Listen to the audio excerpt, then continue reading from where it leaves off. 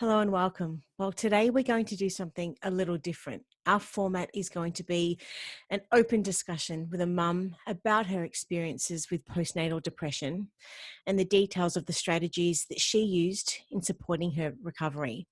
Now, this is all in the hope that this information will give hope to parents facing similar challenges and to testify that recovery is always possible with the right support and advice.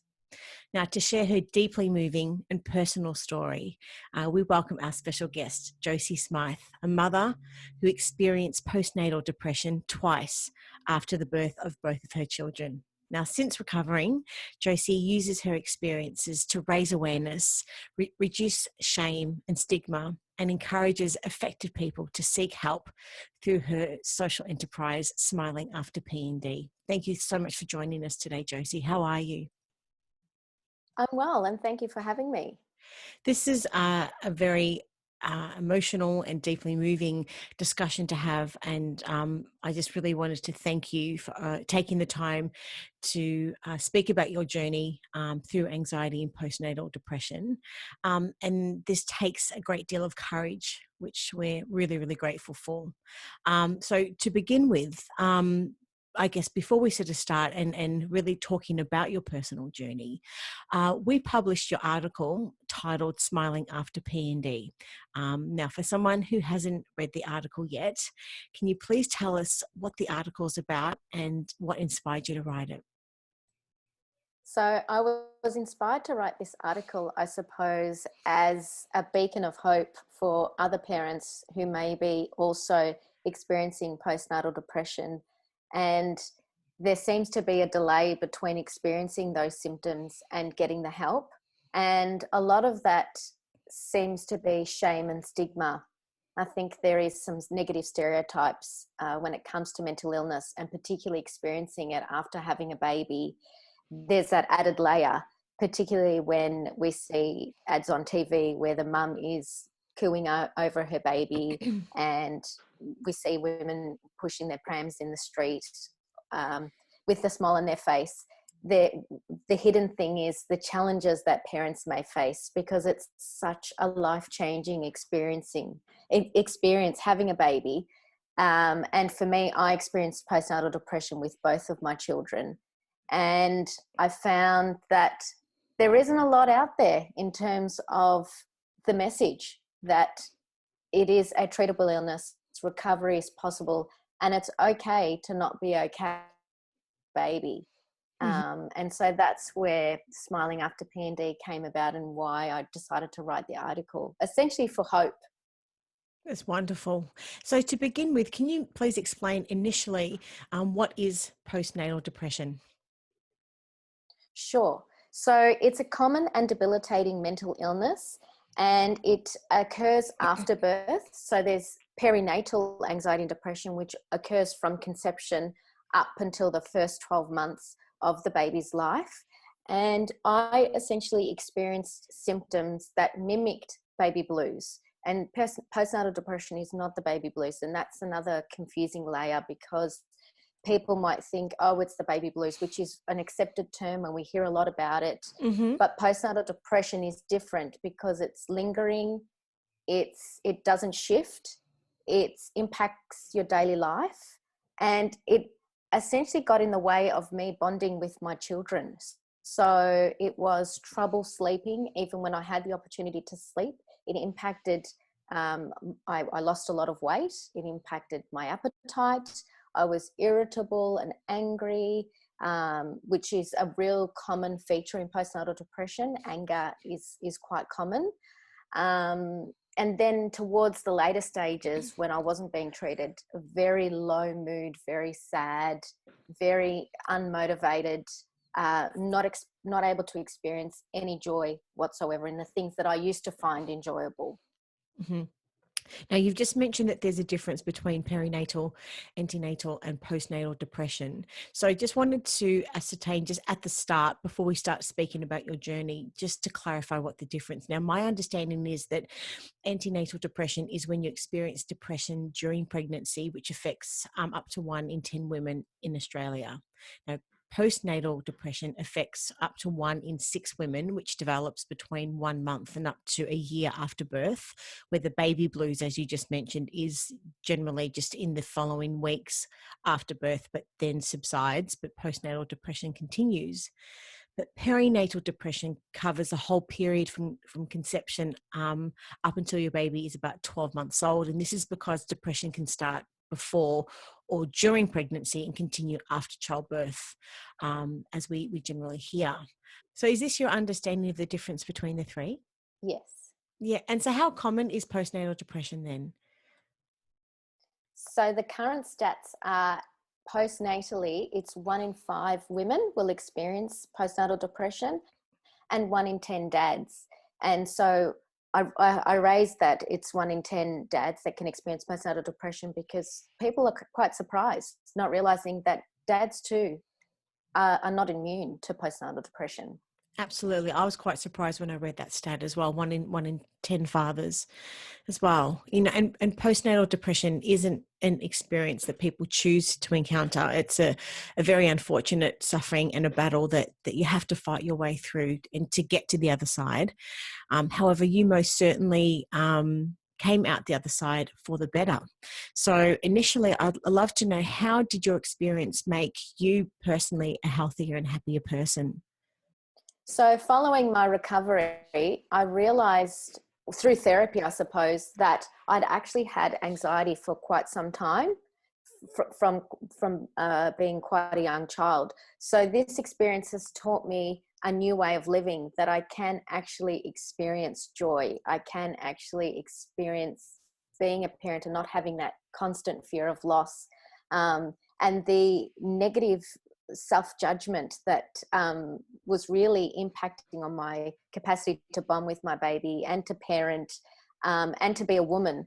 It was great that recovery enabled me to shift that negative thinking, and it was more a strength-based approach in that what are the things I am doing well? What look how well I'm raising my baby, look how much we love one another. So it's all of those sorts of thinking that enables recovery to happen, and that was through the assistance of therapy, of course. Yes, which we're going to speak more about in a moment. But I wanted to ask you also, you had mentioned that mental illness ran in your family, which meant that you were predisposed to postnatal depression. And however, you don't necessarily have to have a history of depression before your pregnancy to experience postnatal depression. So I just wanted to ask you just generally what your thoughts are on that particular point.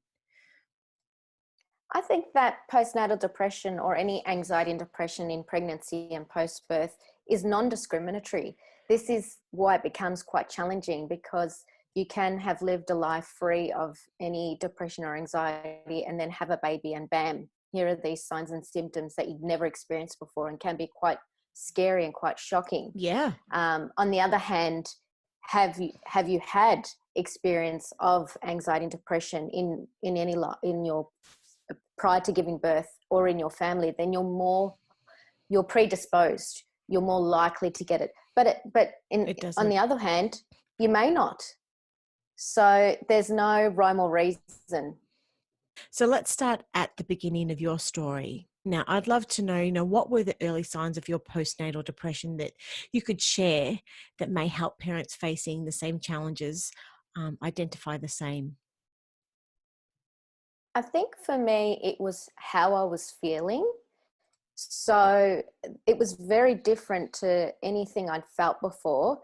I know that, it's normal to worry about your baby, but these worries were very excessive. And I spent a lot of time on Dr. Google, which only exacerbated those worries. The fear of leaving my house. I also found I just could not enjoy my food. I could not enjoy the things that I used to do, going out and socializing. Those sort of things stopped. I stopped answering the phone, cancelled a lot of catch-ups, and just very sad, very low, very angry at the same time.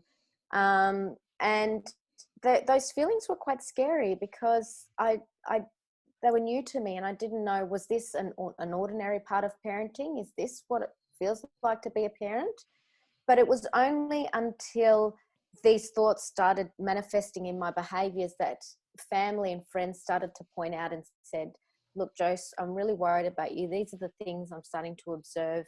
Have you thought about talking to your GP? And that was the first, I guess, weight off my shoulders to think, oh, maybe I don't have to feel this way. So that was the first step, really, to Yeah. treatment.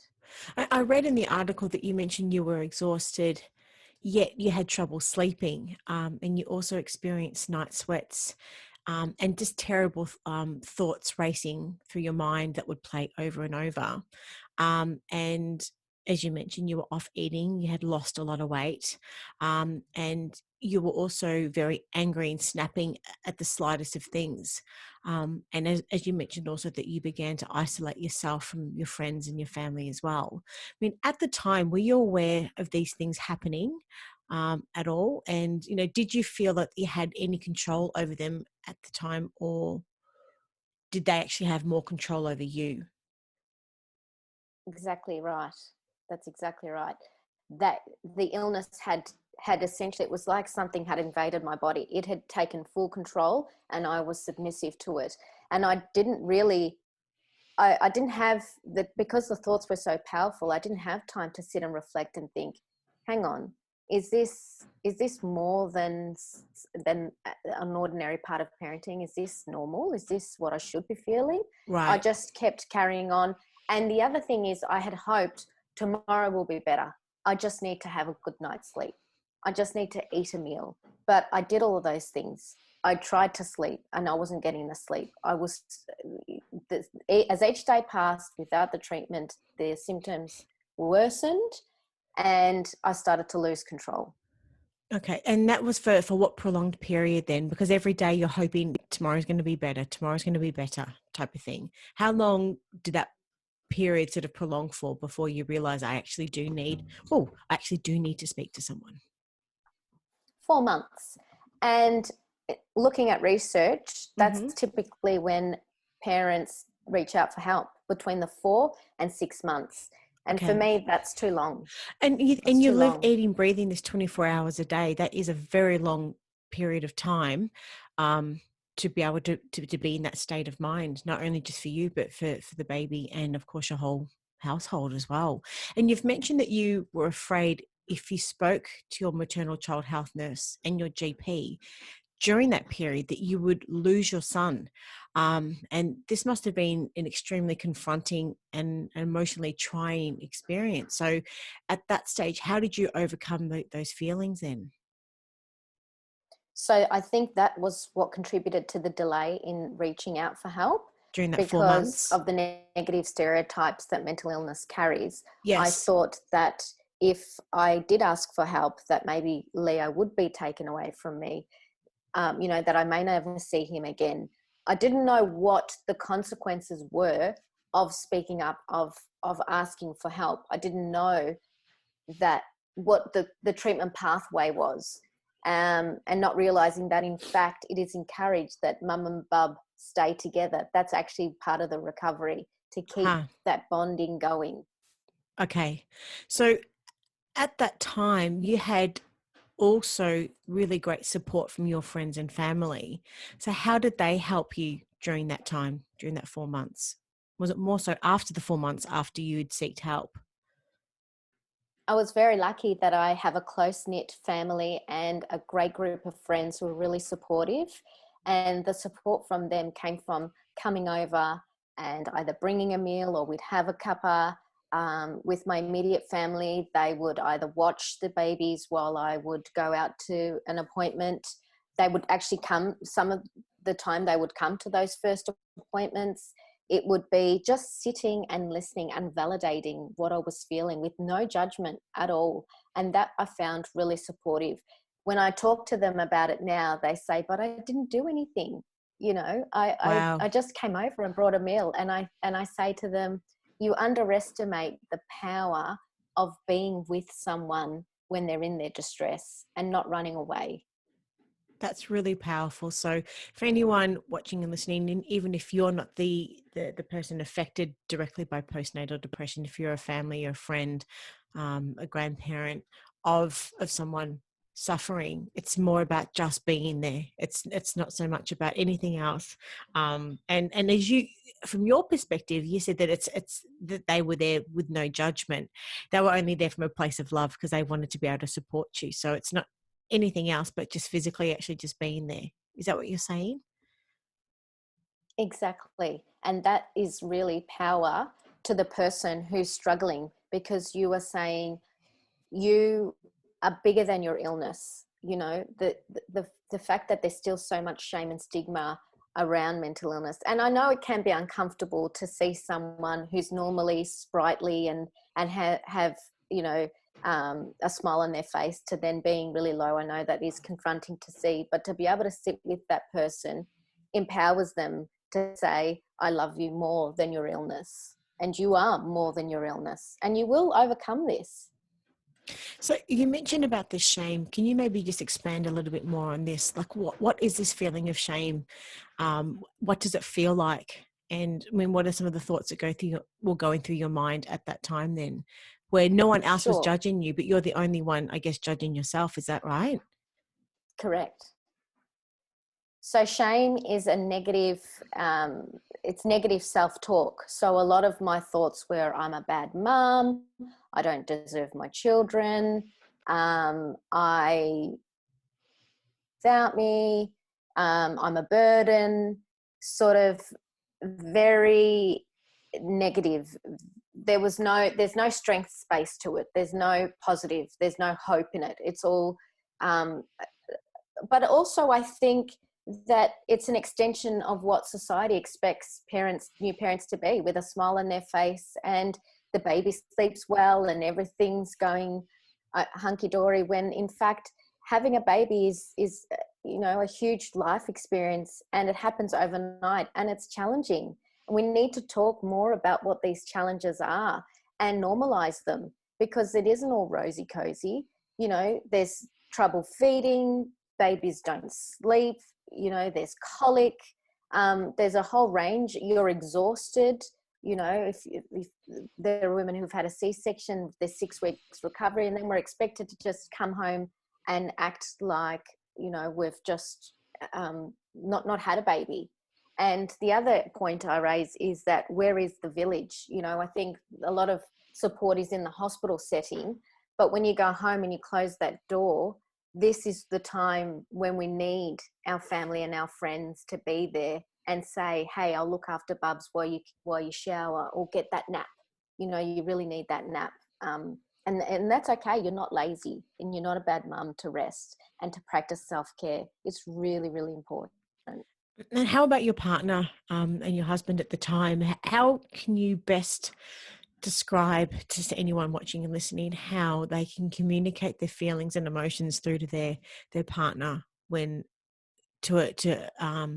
you know, in a heterosexual relationship or any other sort of relationship, that it could be very foreign to the other person because they don't have that personal experience of what you're going through. But how did you communicate that? Exactly right.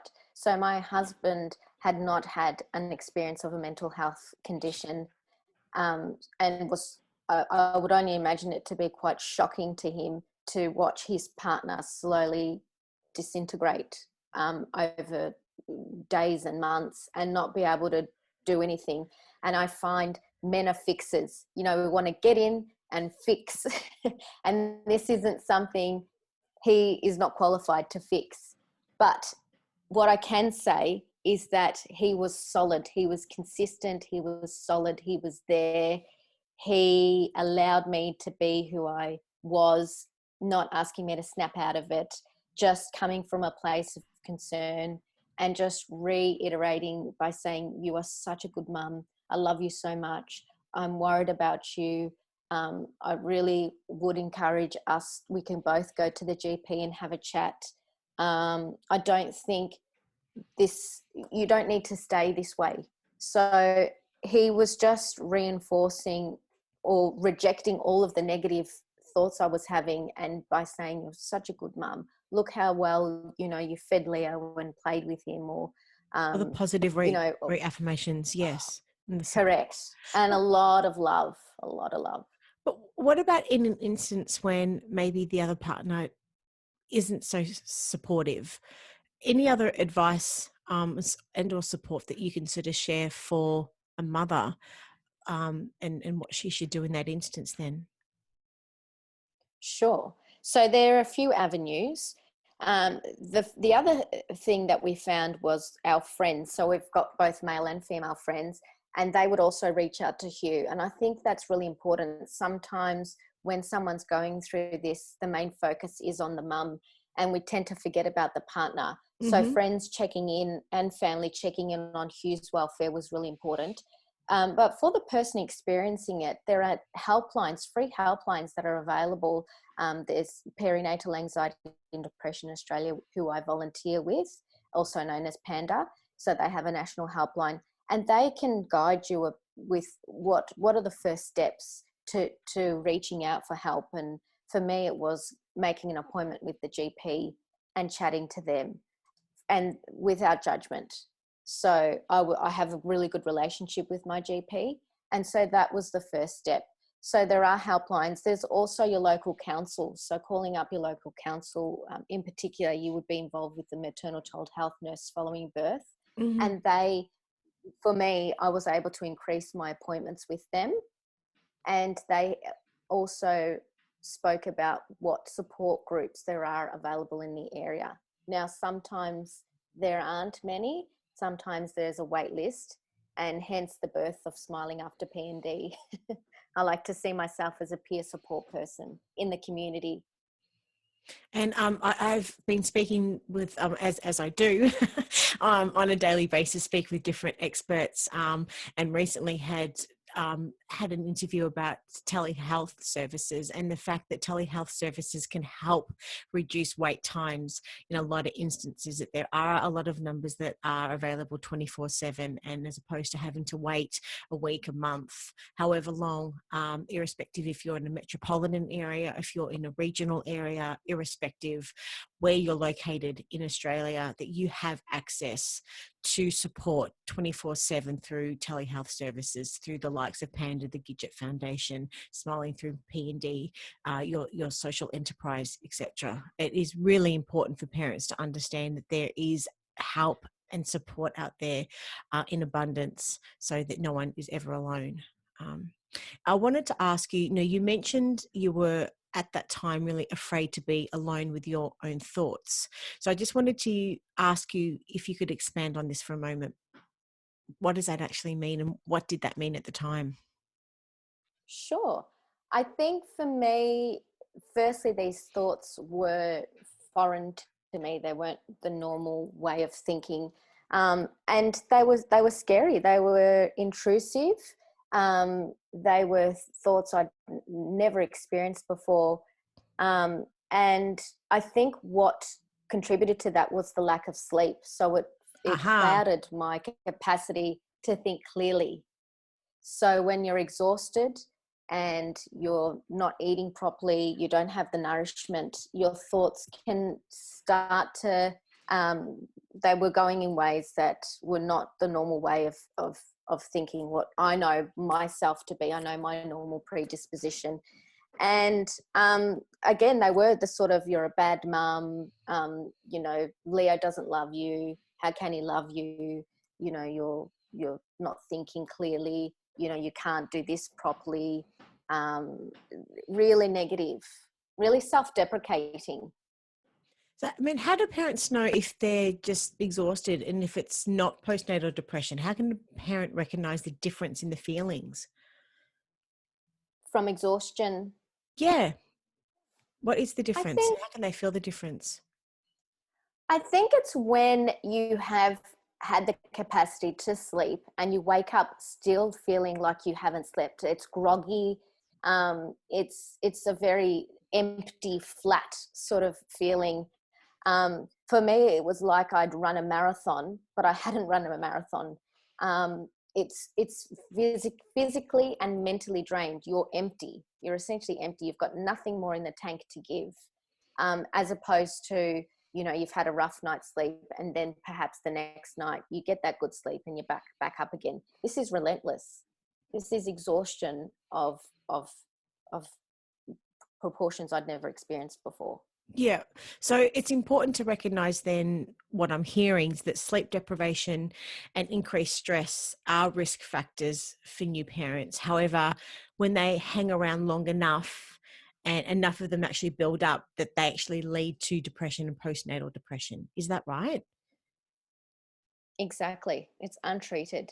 And it's also the capacity when you do have that chance to sleep and rest that you aren't, that your Uh-huh. thoughts are clouding that capacity to get that rest. Okay. So it was after then you were diagnosed with generalized anxiety disorder and postnatal depression, after that you did seek help from a GP and some specialists, and you started taking antidepressants, and you were referred to a psychiatrist um, on a mental health care plan, that you started to feel better. Could you maybe just expand a little bit more on that particular point in time? So you, after sort of that 4-month period, you had decided to finally see and seek help. Is that right at that time? Exactly. It was through the encouragement of family to go to the GP. I was still hesitant, Yes. but it was reaffirmed that they were supportive and were happy to come along to that appointment. I think they also were concerned that in that appointment I would lie and say that everything was okay. Um, and so in that appointment, it was established, I filled out a questionnaire. So an Edinburgh postnatal depression score came back really high for the symptoms of postnatal depression. And once I heard that term, it was like, oh, wow, it has a name. This scary monster has a name. And not only that, when they said that this is treatable, here's a treatment plan, this is the path to recovery, I thought, yes, I love a mission. Yes, I'm determined. I don't want to feel this way anymore. I have a plan, I have I a strategy, I have a way out of this thing, out of the tunnel. have I'm a in a way. dark tunnel and I can see the light at the end of it now. Is that what it was? It was. And the fact that the treatment, the psychologist was a perinatal specialist, the psychiatrist was a perinatal specialist. So the fact that they kept reiterating, this is so common. I have seen this so many times. You are not alone. You are not the only one. And I have seen recovery in this office day in, day out. You are going to recover because this is treatable. And I was excited. I couldn't wait to get to the other side. But it is a slow process. There is work to be done. It's not that I, took a tablet and had a 1-hour therapy session and poof, It it was was a fixed. very slow burn. And that was kind of frustrating because you sort of take 2 steps forward and then 1 step back. You've got to be patient in the Now, process. is that because of the medication? Is it because that once you started taking the medication that there is an adjustment to the medication in your body? That's right. So even that has its pros and cons because sometimes there is a medication that may not fit with you. And this is why it was really important for me to be lined up with a psychiatrist because they managed the medication with me. And we had appointments weekly until the psychiatrist was happy with what she was seeing in my behaviors and my thought patterns. So it takes an adjustment for your body to get used to this medication. And sometimes you get worse before you get better, but that doesn't mean that it's not working. It just means you need that time for it to adjust. And where we need a lot of self-care, a lot of rest, a lot of support. This is where my support network really came in and really, it wasn't something that I did by myself. Absolutely not. So if you could have changed anything in that experience during that time, what would it have been? I had read that you had suggested that you only wish that you had spoken up sooner. Absolutely. First and foremost, when I think about my time, I wish that I didn't wait 4 months. I wish that I was more honest with how I was thinking and how I was feeling. I wish that um, I was more kind to myself. I wish that I was able to see the things that I was doing and how much I did love my children throughout the illness. That never changed. My love for them and the way I cared for them never changed. So you've been able to demonstrate how, as a woman and as a mother, that you had entered into this situation, identified some issues, and then sought help, and then sort of came out the other side. So for anyone watching and listening that may be experiencing the similar feelings and situations, what is the first step that you suggest that they take? Is it to speak to their GP? Is it to speak to their maternal child health nurse? What is that initial first step that they should take? I think the first step would be to tell someone you feel safe with and trust. So research actually shows that it's not the GP is the first person that that someone's suffering. It's Okay. actually either a partner, a parent, a friend, a neighbor. It's someone you feel safe In your with support and you network. trust, that you would in your support network. Right. So that's the first. So it would either be that they say something or you say something. And then the Okay. next step is making an appointment to see your GP. Now, this is a GP, again, that you feel safe with and trust. So with me, in those both instances, Mm-hmm. they were GPs that I'd had established relationships with. They're the people that I went to when I was first pregnant and throughout my pregnancy. So they kind of knew what my general disposition was. Okay. And yeah, and definitely your maternal child health nurse, absolutely, because you're seeing them very often in those first few weeks, and they can identify. They've got the questionnaires that they can hand out. Certainly, maternal child health nurse and Panda, so you can remain anonymous when you call, and Gidget Foundation, so you can give them a call. You don't need a diagnosis to call them. This is available for anyone in pregnancy and post birth that can call these helplines and have a chat. Mm-hmm. Now, you've mentioned that you've experienced postnatal depression with both of your children. Now, how was the experience different the second time round, if at all? It was different. So Lily is my second. And with that experience of postnatal depression with Lily, there was no fear. So as soon as I started to have the thoughts and feelings, I knew, okay, I had this with Leo. This is different to what I was feeling when Lily was first born. Mm-hmm. I think I'm starting to experience what I now know is postnatal depression. And I now know what I need to do to get better. I'm going to call my GP and make an appointment and have a chat with them. Okay. So there wasn't this delay. There was no fear about losing Lily. There was no worry about the medication because I knew what worked. You didn't have that four Uh, months of just absolute challenge at all, that exactly. you really seeked help as soon as you identified that you weren't feeling right. Is that right?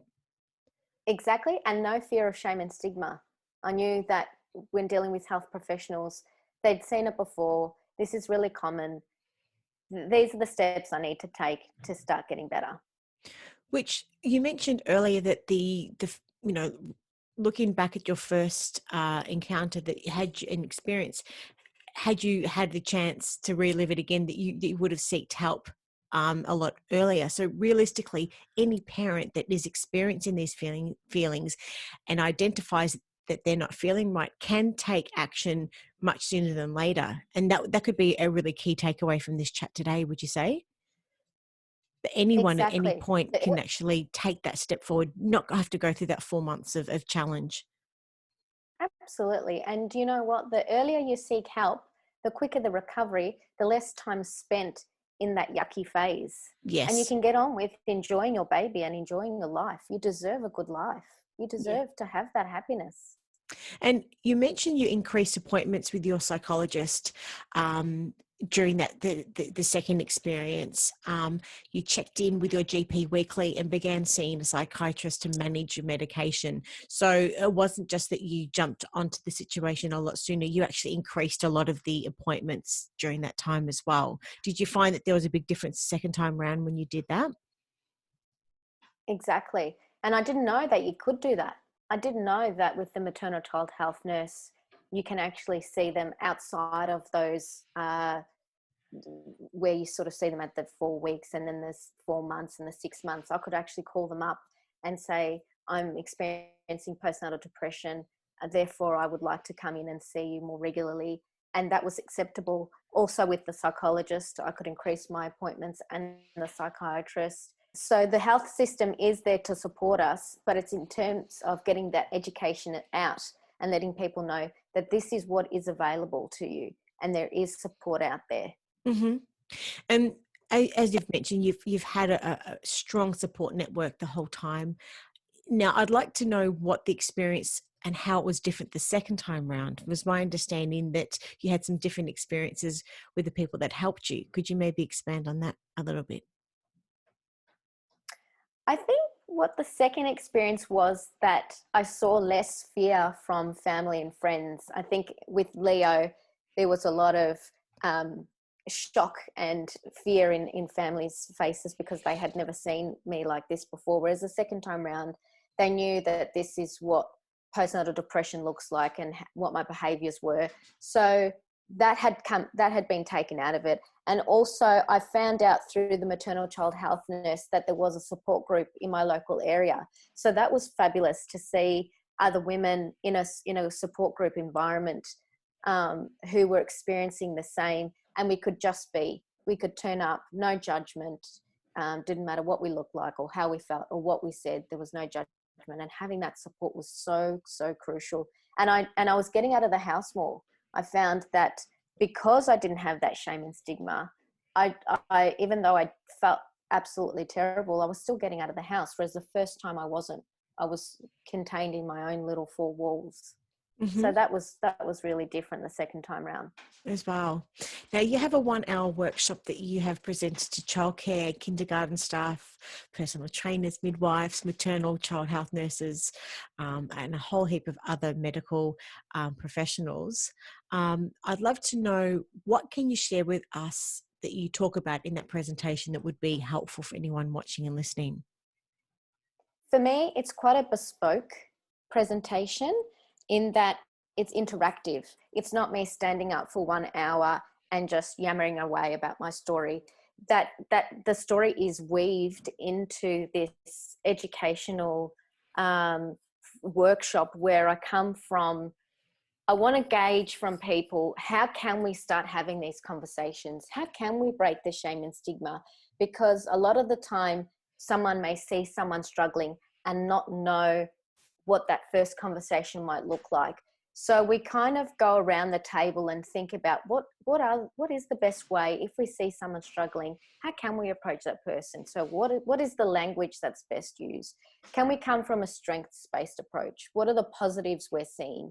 And reminding that person that we are there for them. It doesn't matter how they're looking or how they're presenting. We are consistent. And also self-care. So I wrap up the session on a note of self-care, because at the same time as supporting someone who's experiencing postnatal depression, we can also experience burnout. So what are we doing to look after ourselves so that our mental health is at peak? And if we can't look after, I love the analogy of the oxygen mask. You know, if the plane's going down, we fit ourselves first and then we attend to someone else. So we need to look after ourselves to be able to look after others. And that comes with being a parent as well. We can't forget the parent in this journey of raising a child. So through your experiences, what do you do now for self-care to ensure that you're looking after yourself, that we could sort of learn from? First and foremost, sleep. So that to me is a trigger. So if I don't get 8 to 9 hours a night of sleep, I can already see that my thought process is going off track. So I need to ensure a good sleep routine, healthy hygiene. So that's getting off technology 30 minutes before, having a hot cup of tea, and reading a book, and making sure that I get those 8 hours. If not, resting throughout the day. And I also discovered when I was going through postnatal depression with Leo, yin yoga. I'd never heard of yoga before, and I didn't think it's something that I could do because I'm quite an anxious person, and this forces you to sort of sit and be present with your thoughts, and a lot of breathing. So I learned through that breathing techniques really helps. And I guess the other thing is setting aside time in the day. Being a parent, you really get no time at all, and particularly with COVID. But setting out snippets. If I can get it doesn't have to always be an hour. It can even be 5 minutes. I'm going to make a cuppa and I'm going to sit down and I'm going to make sure that I enjoy that. And it's okay if the kids have a little play because they're safe. It's Yes. okay, but I'm going to look after myself as well. And it's good for children to see their parents looking after themselves. So you're, in fact, whilst you're practicing it, you're teaching your children that it's okay to look after yourself. Yeah, I've spoken to a lot of occupational therapists lately about the idea of that self-care is something that we build into our day as opposed to having to block out specific time for it. It can be quite unrealistic to think that you're going to have an hour block of time or half a day to be able to have a massage and those types of things. Self-care rituals are built into our day, as you mentioned. It's just a matter of understanding what in our day gives us energy back. Is it just sitting outside in the sunshine in some fresh air for 10 minutes with a hot cup of tea or coffee and having that as a self-care ritual every day? Those types of things that we need to be able to build into our day that are realistic as well. I think it's very important to understand what it is that gives us energy, when, how, and how can we build that into our daily routine on a daily basis. Now, I'd love to know from your perspective, what does Smiling After PND do to support women and their families then? Sure. So Smiling After PND is essentially a support network for women and their families experiencing postnatal depression.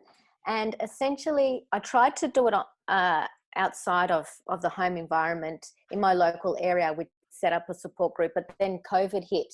So I then moved it online and it's now a Facebook group. And we now have about 61 members as of today. And some of them are outside of Australia. And essentially, it's like-minded people who have either experienced postnatal depression or are caring for someone who's experienced postnatal depression. And it's a listening ear. We validate one another. We offer support, whether it be that someone has a question about what, particularly now with COVID, what kind of supports can we have in the home?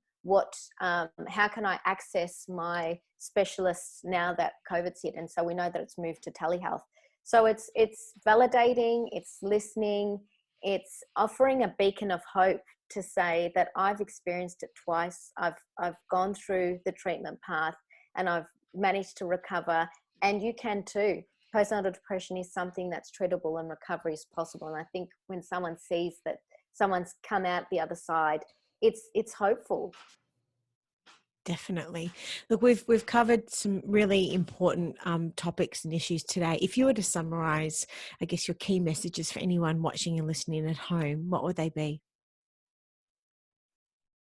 I think the first and foremost key message that I want to take away is that postnatal depression is common. So you're not alone in this journey at all, and you don't need to be alone. So it's common and it's treatable, and there is support available, and it's okay to put your hand up and ask for help, because there are so many outlets that do want to help you and do want to see you recover. And so that those are really the takeaway key messages that I'd like to give out today. And one of the key messages I've really taken from this is that the earlier that you identify that you're not feeling right, that something is it's not just exhaustion, it's not just tiredness, that there is something that after you have some rest, decent amount of rest, that these feelings don't feel normal, to seek help straight away. Worst case scenario, that it's not postnatal depression. It could just be an iron imbalance or something like that. But the sooner that you do seek help and minimize any suffering that you don't necessarily have to sort of go through, the early that you identify that, the better. That reaching out to people that you know, like, trust in your network is critical. And if you do feel that possibly that the people you have around you, for whatever reason, maybe you may feel that they may be judging you, there are so many helpline numbers that are available 24/7. As you mentioned, at no point is anyone alone in this journey. So to utilize those numbers and to be able to access help and support as often and as much as possible, and to be able to turn this into a positive experience at all times, and understand that that parenting is not meant to be too difficult, especially in this day and age when we have so many support resources at our reach, and it's just that, with our mobile phone and everything else that we can sort of get out. So now, if anyone's got any questions and or want to reach out to you sort of following this interview, whereabouts can they find you? So they can find me on www.smilingafterpnd.com. And I also have an Instagram page, which is Smiling After PND. And my Facebook support group is Smiling After PND Mums Group. So you can find me on that Facebook group, and I'd love for you to come along. Oh, that's wonderful. Thank you so much today for sharing your deeply personal and emotional journey through postnatal depression. I'm extremely grateful for your time, and look forward to the opportunity of speaking with you again in the not too distant future. But in the meantime, take care and stay safe. Thanks, Josie. Take care. Thanks, Rachel. Thank you. Thanks so much for having me. All right, take care. All right, bye. Thanks. Bye.